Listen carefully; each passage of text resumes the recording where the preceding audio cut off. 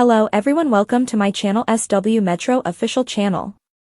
Robyn, once seen as the favorite wife and the glue that supposedly held Kody together, dropped the ultimatum that would shake the foundation of their fragile marriage. She demanded $1 million from Kody, specifically to buy jewelry, threatening that if he didn't comply, she would file for divorce.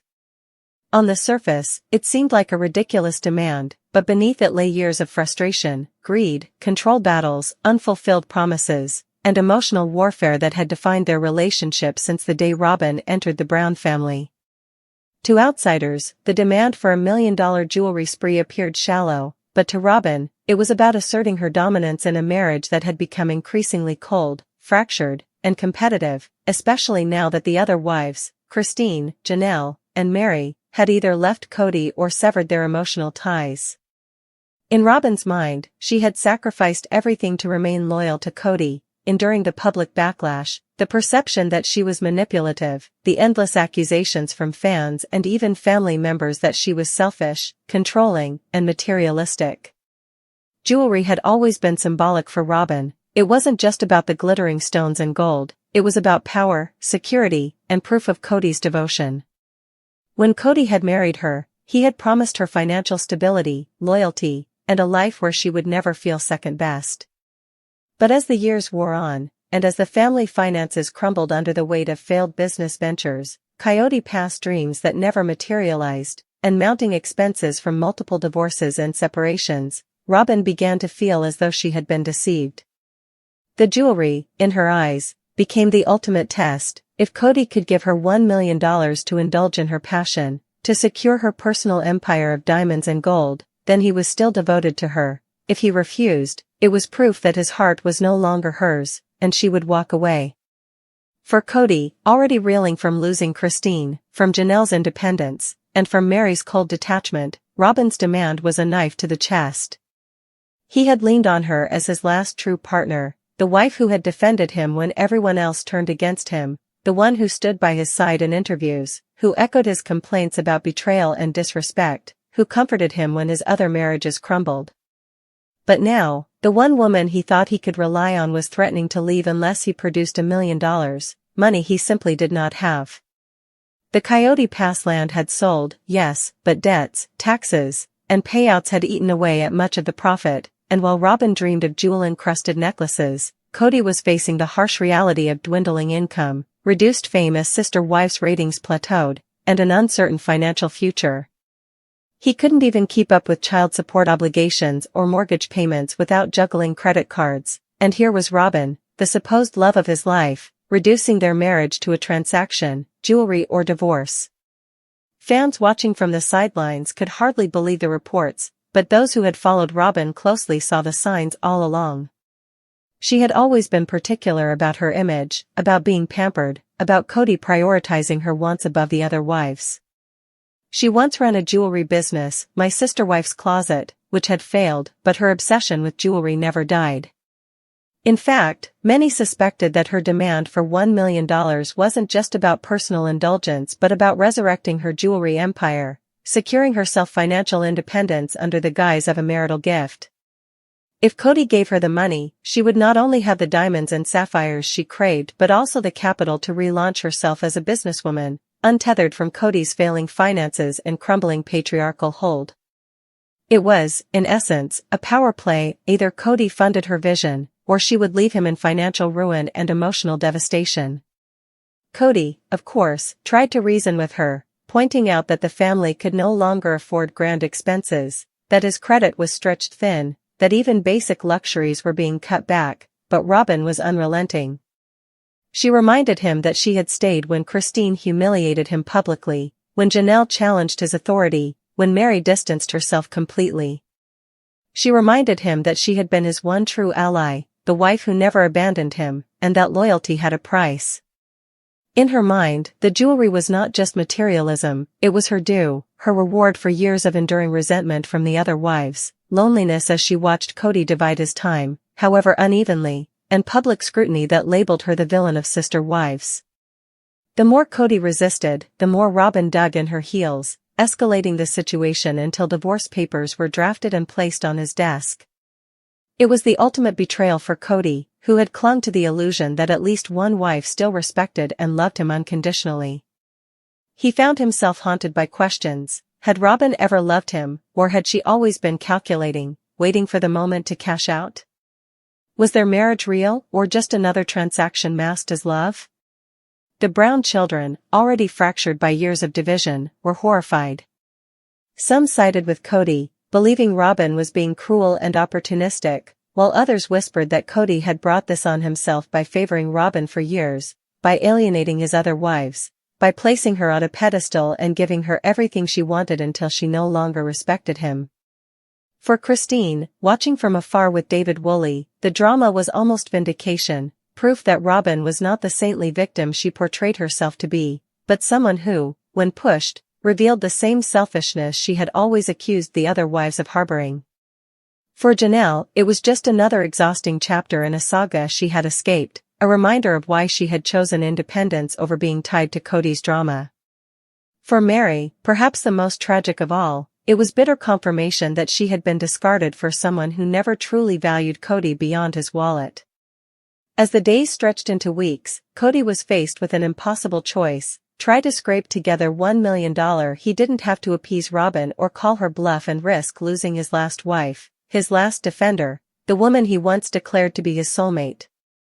In the end, the situation revealed the dark underbelly of their relationship, a love built not on equality, trust, and mutual respect, but on control, manipulation, and transactional loyalty. The jewelry demand was not really about diamonds or gold, it was about whether Robyn could still control Kody, whether he would still sacrifice everything for her the way he once sacrificed his relationships with his other wives. If he gave in, he would prove her power over him; if he refused, he would risk standing alone, divorced, disgraced, and broken.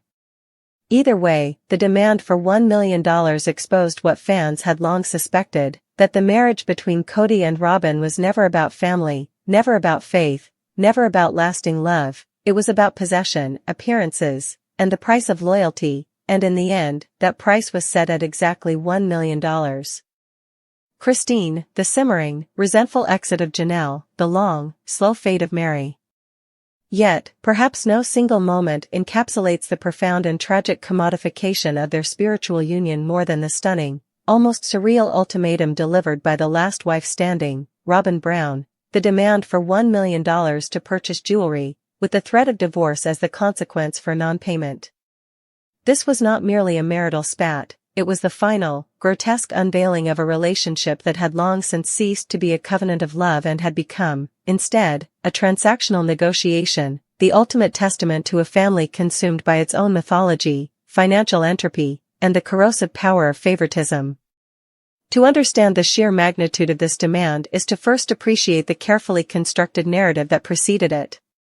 For years, Robyn positioned herself as the reluctant queen, the one who never asked for preferential treatment but received it at every turn. The extravagant wedding dress, the 11-day honeymoon, the constant access to Kody's time and emotional energy while other wives languished. She was the self-proclaimed basement wife in the familiar's folklore, a victim of the other's jealousy, all while living in the largest homes and enjoying the most uninterrupted intimacy with their shared husband. Her entire identity within the plural marriage was built on a paradox: the wife who claimed to want nothing but the harmonious principle, yet whose needs and wants consistently, and expensively, superseded all others. Therefore, the demand for $1 million was not an aberration but the logical, albeit extreme, endpoint of this dynamic.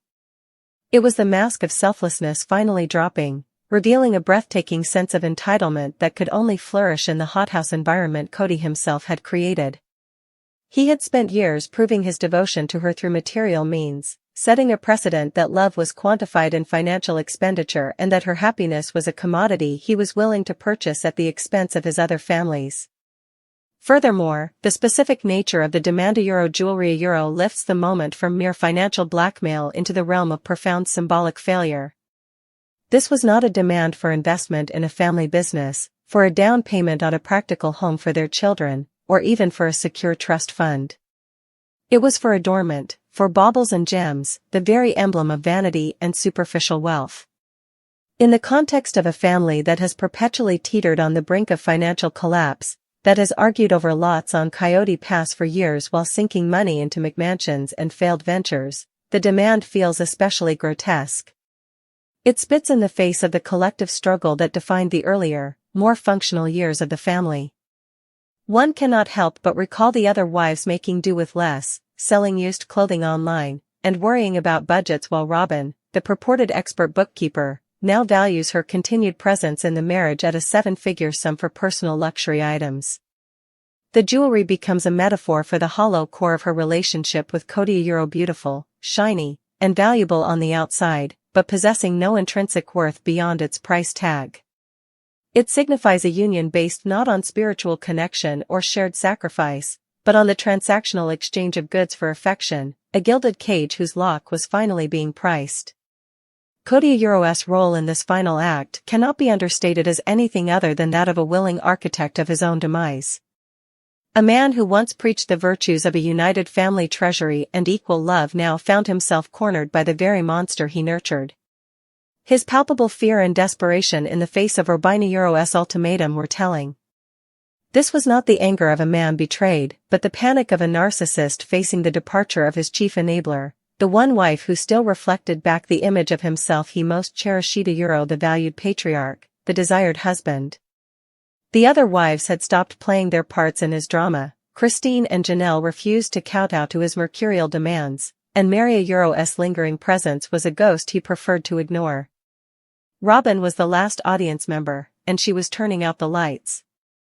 For Kody, the $1 million was not about the money, it was about the cost of maintaining his fragile ego. Paying it would mean admitting that his love, his presence, his spiritual leadership were worthless without a massive financial supplement. Yet, not paying it meant being alone, a state he seemed to fear more than financial ruin or public humiliation. He was being forced to put a dollar value on his self-worth, and the figure was astronomically high. Ultimately, Robyn's demand serves as the perfect, damning epitaph for the entire experiment of the Brown family plural marriage. It reduces a complex spiritual and emotional journey, filled with real children and real heartaches, into a simple, vulgar business transaction. The covenant of celestial marriage, intended to bind souls for eternity, is made conditional upon a wire transfer. The loving and functional plural family is exposed as a hierarchy of value, with Robyn's companionship valued in the millions and the others deemed worthless enough to be driven away with contempt and neglect. This moment proves that the core issue was never really about the principle of plural marriage at all, it was about the personalities within Kody, specifically, a narcissistic man and his favored partner, who together created a system that drained the family's emotional and financial resources until nothing was left but a final, outrageous invoice for services rendered.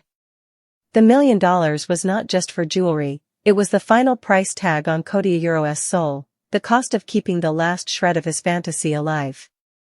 And in presenting that bill, Robyn didn't just threaten to leave her husband, she passed judgment on their entire union, defining it forever not by the love it once promised, but by the cold, hard cash required to make her stay.